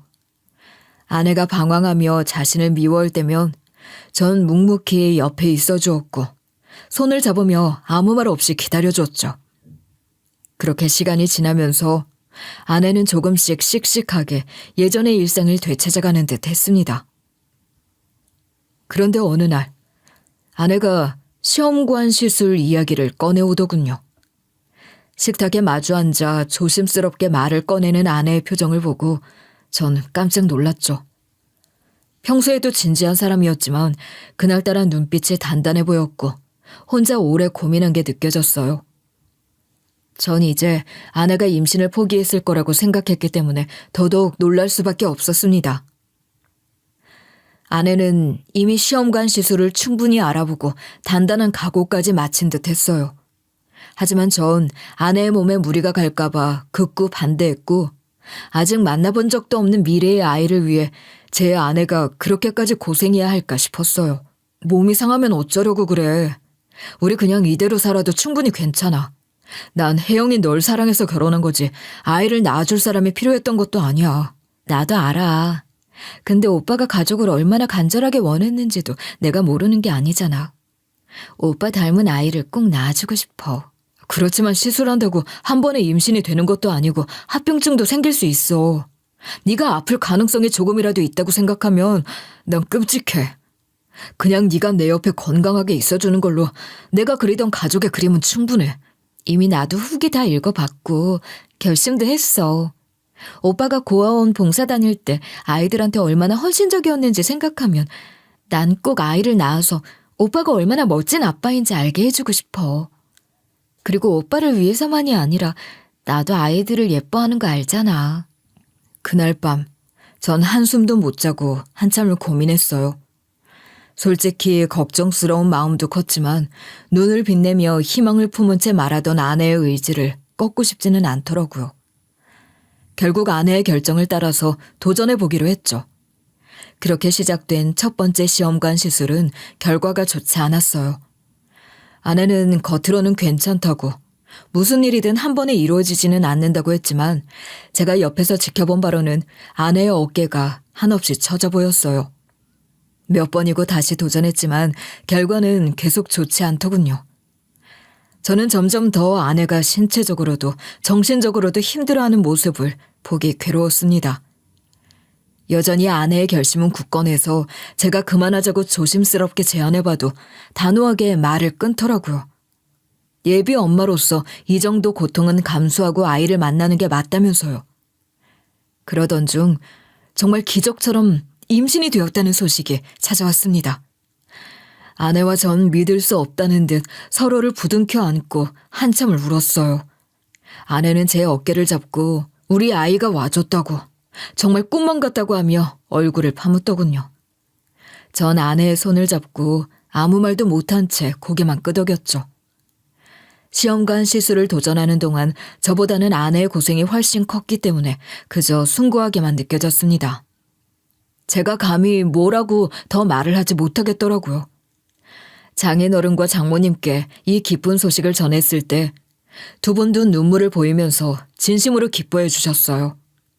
장인어른은 제 어깨를 두드리고는 자네도 고생 많았다며 이제 셋이 정말 행복할 일만 남았다고 축하해 주셨죠. 전 한 단계 더 성장한 기분이 들었습니다. 이제 이 세상에 제가 목숨을 걸고 지켜야 할 존재가 둘이 된 거였죠.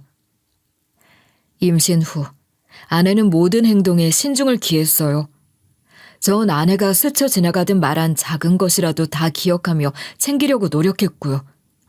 한밤중에 갑자기 귤이 먹고 싶다는 말 한마디에 슬리퍼 신고 뛰어나가 발이 얼어붙는 줄도 모르고 이리저리 뛰어다녔던 기억도 있어요. 그런 제 모습을 보며 아내는 미안하다고 했지만 저는 귤을 맛있게 먹는 모습을 보며 그걸로 충분하다고 생각했죠. 아내는 임신으로 인해 잠도 제대로 자지 못하는 날이 많아졌습니다. 저는 옆에서 아내를 보며 한없이 마음이 아팠는데 아내는 그런 고생조차도 소중하다며 배를 어루만지고 행복해했어요. 이제 더 이상 왜 나만 이런 인생을 살아야 하냐고 세상에 억하심정을 가졌던 전 온데간데 없었고 무엇이든 다 감사하기만 했습니다. 겨우 어렵게 성공한 임신이라서 안정기에 들어서기까지 조마조마했는데 아내는 무사히 17주에 들어섰어요. 말로는 이제 제가 여자로 봐주지 않을까봐 염려된다고 했지만 아내는 점점 더 불어오는 배를 어루만지며 행복해했고 저도 그런 아내를 볼 때마다 마음속 깊은 곳에서부터 벅찬 감정을 느꼈죠.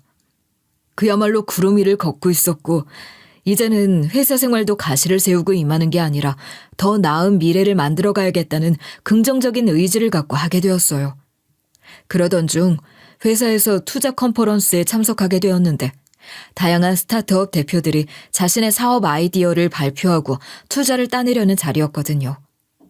수많은 사람들이 열심히 준비해와서 발표를 하는데 유독 한 사람이 제 눈에 띄었습니다. 제 또래로 보였고 발표 내내 자신감 있는 태도로 분위기를 이끌며 청중의 이목을 집중시키더군요. 특히 그 사람이 발표한 아이디어는 임산부들에게 실질적인 도움을 공유할 수 있는 플랫폼을 만드는 것이었어요. 예비 아빠인 제게는 그 대표의 발표가 단순한 사업 제안이 아니라 진심이 담긴 호소처럼 느껴졌습니다. 비록 이날 최종적으로 투자는 다른 스타트업이 받아가게 되었지만 그 대표의 열정과 신념은 제 마음에 깊이 새겨졌어요. 그리고 컨퍼런스가 끝난 후 집으로 돌아가려는 순간 한쪽에서 홀로 서 있는 대표가 눈에 들어오더라고요. 발표 당시에 당당하고 자신감 넘치던 모습과 달리 어딘가 허전한 표정이 느껴졌고 그냥 지나칠 수가 없어서 다가가 대표를 격려해 주기로 했죠. 오늘 발표 정말 잘 봤습니다. 오늘 결과는 아쉽겠지만 아이디어는 충분히 가치가 있으니 절대로 포기하지 않으셨으면 해요. 이렇게까지 말씀해 주시는 분이 있어서 정말 다행입니다. 솔직히 기대를 좀 하고 왔는데 뜻대로 잘 풀리지 않아서 아쉽네요. 그냥 드리는 위로가 아니라 진심으로 가장 기억에 남았어요. 여러 상황이 있다 보니 이번에는 채택되지 않았지만 너무 낙담하지 마세요. 제가 보기에 오늘 발표에서 들려주신 계획을 앞으로 더 다듬고 발전시키면 분명 좋은 기회가 올 거라고 믿어요. 고맙습니다. 혹시 시간이 괜찮으시다면 식사를 함께 하면서 제 비전에 대해 더 말씀드리고 싶습니다. 제가 위로의 말을 건네니 대표는 금방 기운을 차리고 적극적으로 식사 자리를 제안하더군요. 전 흔쾌히 승낙했고 저희가 식당에서 저녁을 먹으며 나눈 대화는 생각보다 더 깊고 진솔했어요. 대표는 자신이 왜 이 사업을 시작하게 되었는지, 임산부와 가족들에게 어떤 가치를 제공하고 싶은지에 대해 열정적으로 설명했죠. 대표의 이야기를 들으며 단순히 사업가로서가 아니라 사람으로서의 진정성이 느껴졌고 저는 임산부 아내를 두고 있기에 당연히 그 비전을 응원하고 싶다는 생각이 점점 더 강해지더라고요. 그래서 저는 당장은 큰 도움은 줄 수 없을지라도 계속 연락하며 가능한 선에서 조언해주고 싶다고 말했어요. 대표는 제 말을 듣고 정말 감사하다며 이런 대화를 나눈 것이 처음이라고 감격스러워했습니다. 저희는 저녁 식사가 끝난 뒤 적당히 술을 한잔하며 이야기를 더 나눴어요. 대표는 집이 멀다며 우리 집 근처의 모텔에서 묵겠다고 했고 저를 집까지 데려다주며 오늘 이야기를 나눌 수 있어서 정말 좋았다고 다시 한번 감사 인사를 했어요. 전 이미 잠들어 있는 아내를 깨우지 않기 위해 소파에서 불편하게 잤는데 그럼에도 기분이 좋게 하루를 마무리할 수 있었죠. 그런데 다음날 아침 해장을 하려고 준비하던 중에 어제 저녁을 함께했던 대표가 우리 집을 다시 찾아왔습니다. 문을 열자마자 활짝 웃으며 인사를 건네는 대표의 얼굴에 순간 당황했지만 그 기분 좋은 태도에 저도 자연스레 웃으며 맞이하게 됐죠. 대표는 어제 저녁 식사 때 나눈 대화가 너무 감사했다며 이제 집으로 돌아갈 건데 그냥 인사만 드리려고 왔다고 했다고 했어요. 전 마침 해장국을 끓이던 중이라 같이 먹자고 제안했습니다. 대표는 주저없이 받아들였고 우리는 식탁에 앉아 따끈한 해장국을 나누며 어제의 대화를 이어갔어요.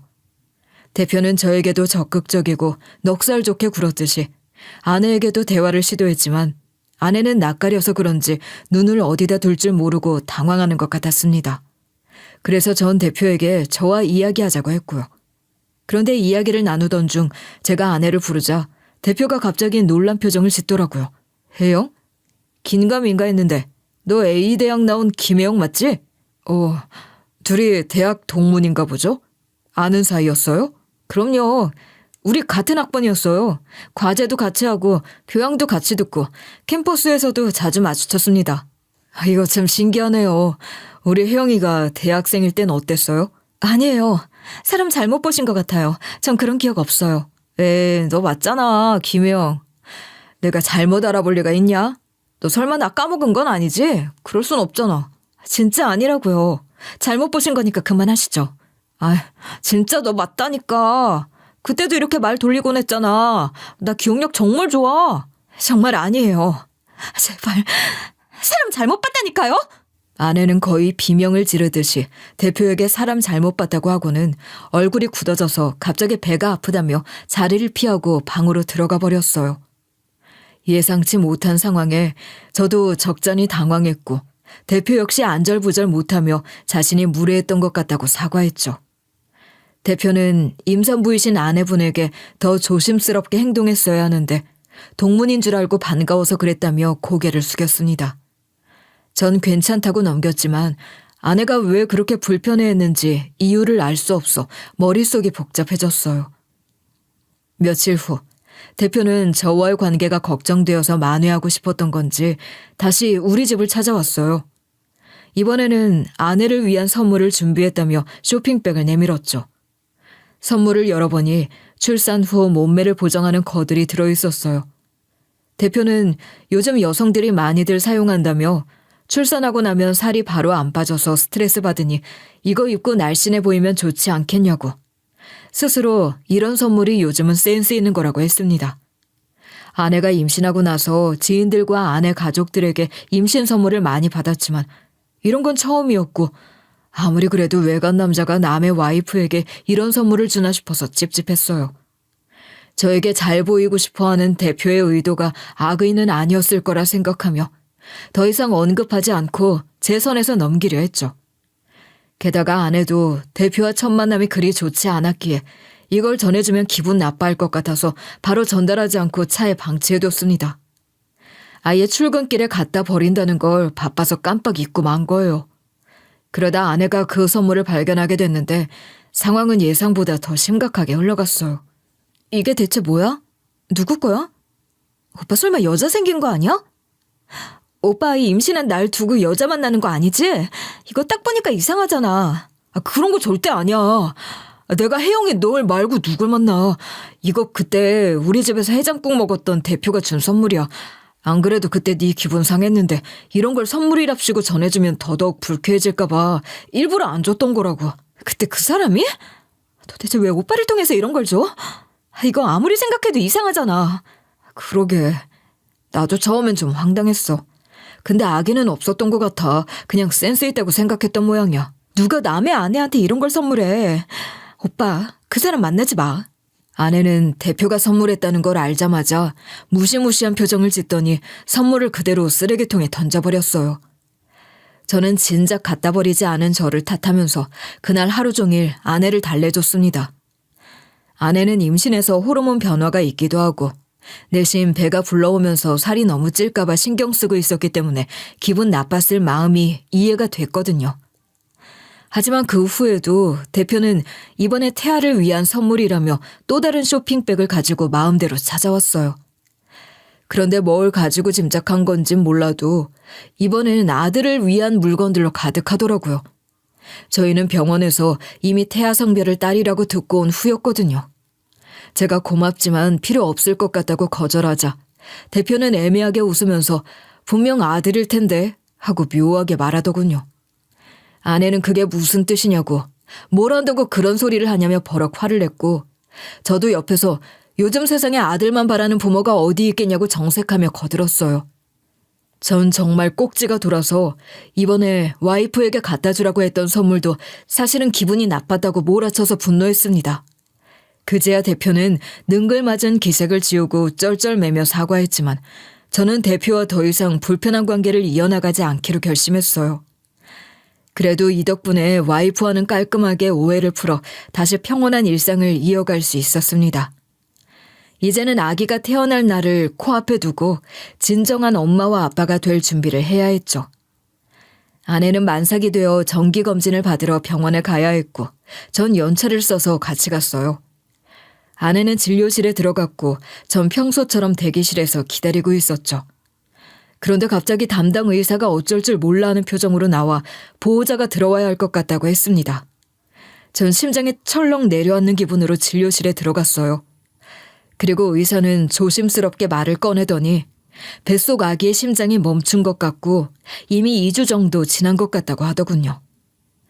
태어나서 정말 많은 고생을 하며 살았지만 이렇게 심장이 수없이 잘게 쪼개지고 얼얼한 것 같은 고통은 처음이었어요. 더는 들을 수가 없을 만큼 머리가 하얗게 변하는 것 같았죠. 하지만 무엇보다 아내가 이 소식을 어떻게 받아들일지 걱정이 앞섰습니다. 아내는 이미 의사에게 이야기를 들었는지 눈물로 범벅이 된 얼굴로 절 기다리고 있었고 절 보자마자 손을 꼭 붙잡은 채로 미안하다고 울었어요. 오빠, 정말 미안해. 내가 더 잘했어야 했는데 우리 아기를 지켜주지 못했어. 혜영이 네가 왜 미안해. 네가 얼마나 최선을 다했는지 내가 바로 옆에서 지켜봤는데. 근데 왜 이렇게 됐을까? 내가 뭘 더 했어야 했나 봐. 아니면 뭘 하면 안 되는 게 있었던 걸까?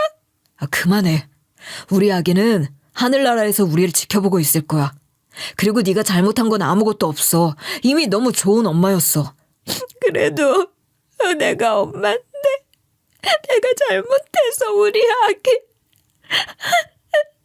혜영아, 우리 아기에게 미안해하기 전에 너 자신에게 먼저 괜찮다고 말해줘. 지금 제일 많이 힘든 사람은 너야. 아내는 저의 말을 듣고도 한참 동안 울음을 멈추지 못했습니다. 저는 아내를 끌어안고 달래는 것 외에는 아무것도 할 수 없는 스스로가 원망스럽더라고요. 담당 의사는 그동안 태아의 발달은 모든 수치가 정상적이었는데 스트레스 때문일 수도 있다고 조심스럽게 무슨 일 없었는지 물어왔어요. 전 특별히 그런 일은 없었다고 대답했지만 마음 한편으로는 저도 모르게 뭔가 놓쳤던 건 아닐까 하는 자책감이 밀려오더군요. 결국 아내는 사산된 아이를 꺼내기 위한 수술을 받게 되었어요. 저는 장인어른과 장모님께 연락을 드렸고 두 분은 한달음에 병원으로 달려와 불안해 보이는 아내를 진정시켜줬습니다. 아내는 두 분의 위로를 받고 겨우 진정되어 수술실로 들어갔죠. 그런데 아내가 수술실에 들어간 지 몇 분도 안 되어 담당 의사가 급히 나와 절 부르며 원래는 이렇게 하면 안 되지만 보호자인 제가 꼭 봐야 할 것 같다고 했어요. 그러면서 더 말을 잇지 못하길래 전 의아하고 두려운 마음으로 따라 들어갔습니다. 도대체 뭐가 있길래 의사가 다급하게 나와서 절 찾고 꼭 봐야 한다고 하는 건지, 그리고 왜 말을 더 하지 못하는 건지. 오죽하면 수술실로 따라 들어가는 짧은 사이에 제 손발이 눈에 뻔히 보일 정도로 요란하게 떨리더군요. 그런데 의사가 절 부른 이유는 수술로 아기를 꺼내면 그 아기의 얼굴을 보고 인사라도 하고 눈으로라도 기억에 간직하라고 하는 거였어요. 그 말을 들으니 10달을 기다린 내 자식과의 이별이 실감나서 하늘이 무너지는 것 같았습니다. 수술이 끝났다는 말을 듣고 저는 깨어난 아내와 함께 천사처럼 잠든 아이의 얼굴을 보며 마지막으로 인사를 했어요. 아내는 그 모습을 보는 순간 믿을 수 없다는 듯 주저앉아 오열하기 시작했고 수술 가운이 바닥에 젖을 정도로 땅에 엎드려 울었습니다. 아내는 연신 아이를 향해 사과하고 못난 엄마를 용서해달라고 하더라고요. 저도 아이의 모습을 보며 눈물을 멈출 수 없었어요. 비록 숨이 붙어있지 않았지만 고요한 얼굴은 꼭 저와 아내를 반반씩 닮아있더군요. 떠나보낼 수 없을 만큼 사랑스러운 모습에 마음이 찢어질 듯 아팠습니다. 장인어른과 장모님도 함께 눈물을 흘렸고 간호사들조차 조용히 눈물을 훔치고 있었어요. 저희 부부는 아이를 하늘나라로 보내는 절차를 준비하면서 작고 조용한 장례를 치렀습니다. 병원에서 아이를 정성스럽게 씻기고 하얀 천으로 감싸준 뒤 소중히 안아 마지막 인사를 했어요. 화장장에서 아이를 보내는데 작은 관이 화로 안으로 들어가는 모습을 보며 누군가 제 가슴에 불을 질렀다가 뼛속까지 시리도록 얼어붙게 했다가를 반복하는 것 같았어요. 아내는 제 팔을 붙잡고 끊임없이 눈물을 흘렸고 저도 오열을 참지 못했습니다. 화장이 끝난 뒤 저희는 작고 정갈한 목재 분고람에 담긴 아이를 받았는데 그 분고람이 너무나 가벼워서 오히려 그걸 품는 제 가슴은 반대로 커다란 바위에 무겁게 짓눌리는 것 같았어요. 아이의 유골은 우리가 선택한 수목장의 나무 아래에 안장되었고요.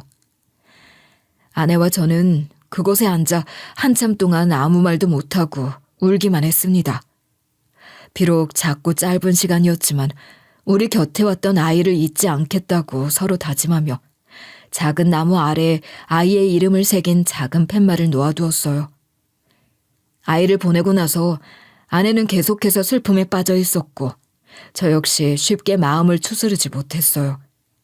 하지만 한편으로는 아내가 무엇 때문에 그렇게 스트레스를 받았는지 궁금해지기 시작했죠. 아무리 생각해도 특별한 일이 없었기 때문에 아내가 그토록 힘들어했을 이유가 뭔지 모르겠더군요.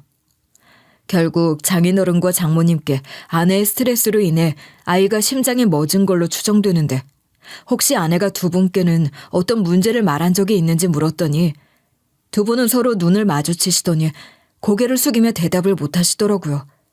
그 모습을 보니 저만 모르는 무언가가 있다는 걸 직감할 수 있었어요. 두 분 저한테 뭐 숨기시는 거 맞죠? 혜영이가 왜 그렇게 힘들었는지 알고 싶어서 그렇습니다. 혹시 무슨 일이 있었으면 말씀 좀 해주세요. 혜영이가 계속 스트레스를 받게 될 순 없잖아요. 그게 사실 우리가 자네에게 어떻게 말해야 할지 모르겠어. 그래도 이제는 얘기해야 할 것 같네. 정말 미안해. 그동안 혼자 의문스럽게 놔둔 것 같아서. 전 무슨 말씀이든 들을 각오 되어 있으니 걱정하지 마시고 말씀해 주세요. 제가 혜영이의 마음을 몰라줬다는 게 너무 힘이 듭니다. 그리고 시작된 장모님의 말을 듣고 저는 숨이 막히는 것 같았고 충격을 받았습니다. 아내가 20살 때 대학에 입학한 지 얼마 되지 않았을 때 사귀던 남자친구와의 사이에서 임신을 했었는데 그 남자친구라는 사람이 책임지겠다고 해놓고 갑자기 잠적해버려서 아내는 어쩔 수 없이 아이를 흘려보냈다는 거였어요. 저는 그 말을 들으면서도 믿기지 않았고 차마 입이 떨어지지 않았어요. 하지만 이야기는 거기서 끝이 아니었고 장모님이 이어서 최근 그 남자가 아내를 다시 찾아왔다는 얘기를 해주시더군요. 그 쓰레기는 아내를 찾아와 남편도 네 과거를 알고 있느냐며 협박했다고 했어요. 그리고 과거를 남편에게 들키고 싶지 않으면 투자사 임원인 남편을 설득해서 자신을 돕게 하라고 했다는 거예요. 그리고 그동안 아내가 혼자 감당하며 얼마나 힘들었을지 생각하니 분노가 치밀어 올랐습니다. 아내에게 화가 난 것이 아니라 뱃속에 아이를 품은 상태에서 그 협박을 받으며 혼자 전전긍긍했을 아내를 생각하니 그저 출산을 기다리며 행복에 부풀어 있었던 제 자신에게 화가 났어요. 그래서 전 아내가 심신을 조금씩 회복해 가던 어느 날 아내와 진지한 이야기를 나누기로 결심했어요. 그동안 장인어른과 장모님께 들은 이야기들이 매일같이 제 머릿속에서 떠나질 않으면서 괴롭혔고 왜 그런 중요한 일을 저에게 말하지 않았는지 물어야겠다는 생각도 들었죠. 혜영아, 왜 그런 중요한 일을 나한테 말하지 않았어? 내가 믿음직스럽지 않았던 거야? 미안해. 나 정말 속이려고 했던 건 아니야. 나에게도 흉터처럼 남은 과거 이야기를 꺼내는 게 너무 힘들어서 그랬어. 만약 이혼하고 싶으면 그렇게 해도 돼. 내가 잘못한 거니까. 오빠를 힘들게 하고 싶진 않아. 누구나 과거는 있는 거야. 네가 그걸 이용해 먹은 것도 아니고 무슨 이혼이야. 넌 내 유일한 가족이야. 우리가 결혼할 때 뭐라고 했는지 기억 안 나? 평생 곁에 있어주겠다고 약속하지 않았어? 그러긴 했지만 이런 일로 네가 고생하고 있었을 줄은 모르고 나 혼자 들떠 있었던 게 너무 부끄러워. 정말 미안해. 우리 애기도 네가 마음고생하는 걸 다 느끼고 있었는데 정작 100년가량 맺은 난 몰랐다니. 처음에 제가 말문을 열었을 때 아내는 깜짝 놀라더니 이내 체념한 얼굴로 저에게 모든 결정을 맡기겠다는 듯이 굴었습니다. 하지만 전 절대로 아내와 헤어질 생각이 없었고 상처를 감싸주려는 제 말을 들은 아내는 눈물을 흘리며 고개를 푹 숙이며 안겨왔죠. 아내가 제품 안에서 조금 진정한 기색을 보이자 전 아내의 손을 꼭 잡고 부드럽게 물었어요. 이제 솔직히 말해줘. 널 괴롭힌 그 자식 도대체 누구야? 도대체 어떤 쓰레기 자식이 널 어렸을 때도 지금도 이렇게 고통스럽게 하는 거야? 그게 오빠도 잘 아는 사람이야. 뭐? 내가 아는 사람이라고? 도대체 누구야? 우리 회사 사람인가? 아니, 바로 그때 우리 집에 왔던 스타트업 대표였어. 그 사람이 먼저 당신에게 접근했어? 아니면 우연히 다시 만나게 된 거야? 처음엔 우연히 오빠랑 먼저 알게 됐고 그날 집에서 날 보고 이름까지 듣고 나서부터 그런 짓을 시작했던 거야. 저는 아내 앞에서는 분노하는 모습을 보여주고 싶지 않아서 끓어오르는 화를 억누르며 아내에게 걱정하지 말라고, 이 일은 제가 다 알아서 처리할 거라고, 다시는 그 자식이 우리를 괴롭히지 못하게 만들겠다고 약속했어요. 아내는 우선 심신을 완전히 회복하는 것이 먼저였으니까요. 아내는 제 말을 듣고 다시 눈물을 흘리며 고개를 끄덕였고 전 속으로 복수를 다짐했습니다. 다시는 우리 가족 근처에 얼씬하고 싶은 마음조차 들지 않도록 아내를 가스라이팅하려 들고 이상한 선물로 농락하고 저희 부부와 아이를 영원히 이별하게 만든 그 자식에게 반드시 대가를 치르게 하겠다고요. 우선 전 아내를 요양 차원이라는 명목으로 처가에 잠시 보냈습니다. 장인어른과 장모님 곁에서 푹 쉬고 오라고 했죠. 그리고 바로 스타트업 대표를 집으로 불러들였는데 그 쓰레기는 제가 지난번 무례를 용서하고 투자받을 기회를 주는 줄 알고 헐레벌떡 버선발로 달려오더군요. 간신처럼 납작 엎드려 저에게 뭐든 다 하겠다는 것처럼 구는데 비웃음을 참을 수 없어서 대놓고 한참을 웃었습니다. 쓰레기 자식은 뭐 좋은 일이 있으시냐면서 제 비위를 맞추기 위해 절 따라 같이 웃더라고요. 좋은 일 있으신가 봐요. 아, 아기 출산하셨구나. 역시 아이가 생기면 세상에 달라 보이고 핑크빛이 되긴 하죠. 내 아이가 나에게 소중한 존재인 걸 알고 있긴 한가 보네. 그럼요. 모든 부모에게 자식은 세상에서 제일 귀한 존재잖아요. 그래서 제가 임산부를 위한 플랫폼을 준비했던 거고요. 제가 얼마나 열정적으로 임산부들에게 피드백 받아왔는지 다 아시면서 나는 그것보다 훨씬 더 중요한 걸 알고 있어.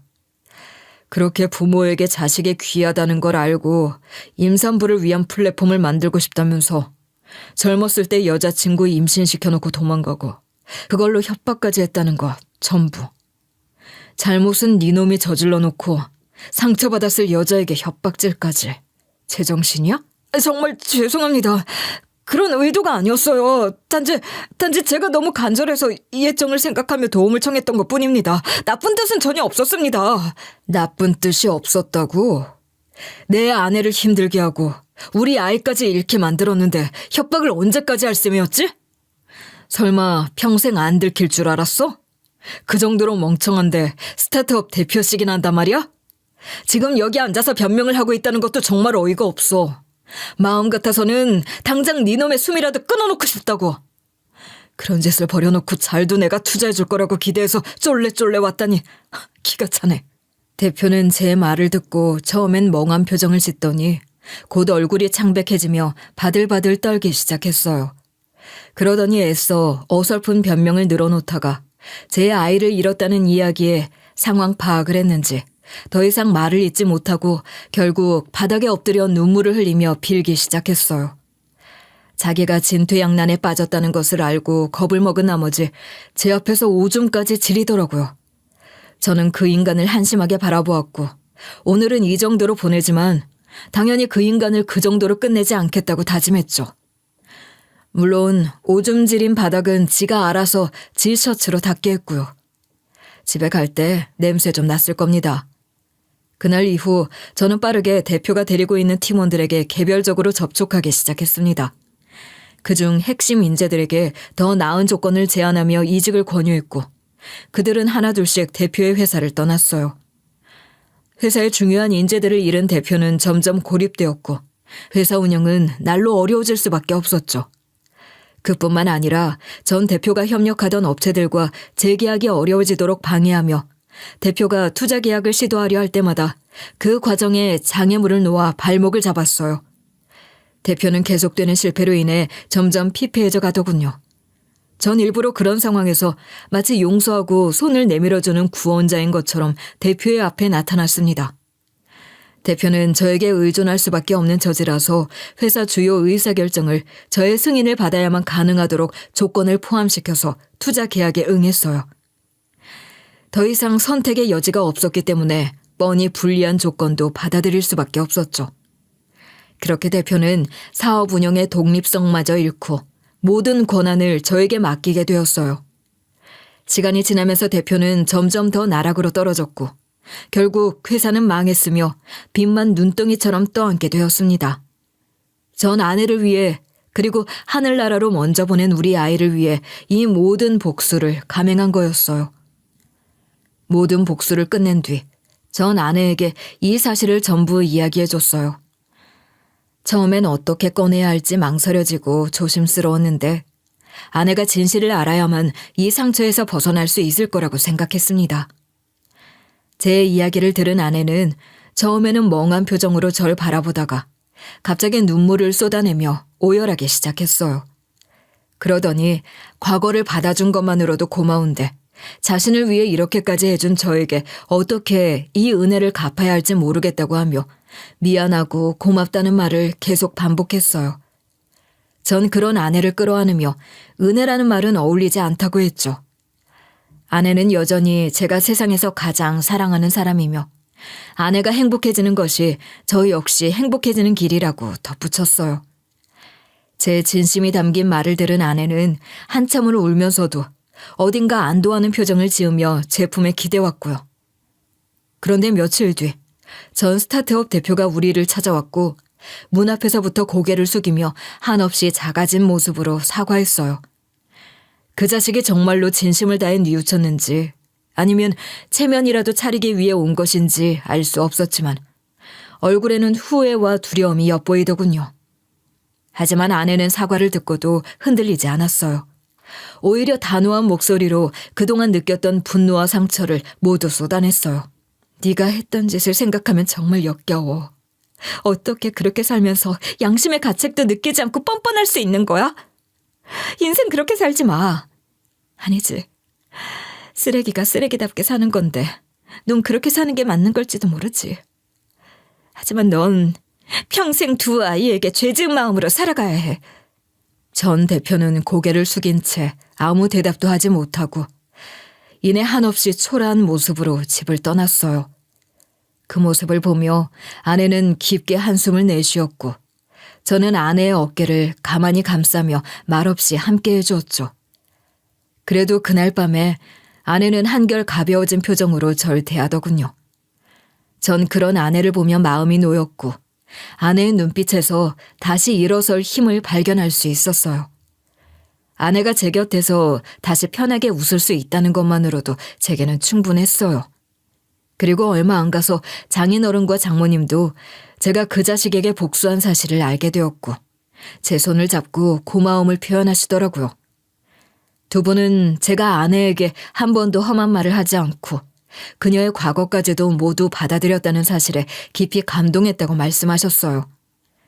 저는 가족으로서 마땅히 해야 할 일을 했다고 생각했지만 어쨌든 따뜻한 말은 제 마음을 더 단단하게 해줬습니다. 장인어른은 거의 제게 무릎까지 꿇을 기세로 고마워하셨는데 말리느라 얼마나 힘들었는지 몰라요. 그리고 신기하게도 아내는 자연 임신을 하게 되었어요. 그렇게 어렵다고 했던 일이었는데 아내가 웃음을 되찾고 마음의 평화를 얻으니 자연스럽게 이루어진 것 같았어요. 어쩌면 하늘나라로 먼저 떠난 아이가 보내준 선물이거나 다시 찾아와 준 걸지도 모르죠. 저는 아내가 이제 나이가 있기 때문에 조금 걱정스러웠지만 아내는 누구보다도 강한 의지를 보이며 엄마는 세상에서 가장 강한 존재라고 우리 아이를 위해 무엇이든 해내겠다고 했죠. 아내의 목소리에는 확신이 담겨 있었고 전 그런 아내를 보며 존경스러운 마음이 생기더군요. 곧 태어날 아이도 너무나 소중하지만 저에게 손을 내밀어 얼어붙었던 마음을 녹여준 아내가 제겐 세상에서 가장 사랑스러운 존재입니다. 아내와 함께할 수 있다는 사실이 지금 이 순간도 너무나 감사하고 다시는 아내가 힘들어하지 않도록 함께하는 삶을 더 단단히 지켜야겠다고 다짐했어요. 이제 전 과거에 아무도 무시할 수 없는 자리에 올라가기 위해 품었던 도끼를 모두 내려놓았어요. 그 대신 아내와 아이가 행복하게 살아가도록 최선을 다하고 모든 열정을 쏟으려 해요. 가족의 행복이야말로 제 삶의 목적이 되었고 가족을 위해서라면 무엇이든 해낼 수 있을 것 같아요. 사실 이렇게 제 이야기를 꺼내기까지 쉽지 않았지만 누군가와 이 마음을 나누고 싶다는 생각에 용기를 냈습니다. 만약 이 글이 여러분께 의미 있는 시간으로 남았다면 그것만으로도 전 충분히 행복하네요. 끝까지 제 이야기를 들어주셔서 정말 감사합니다.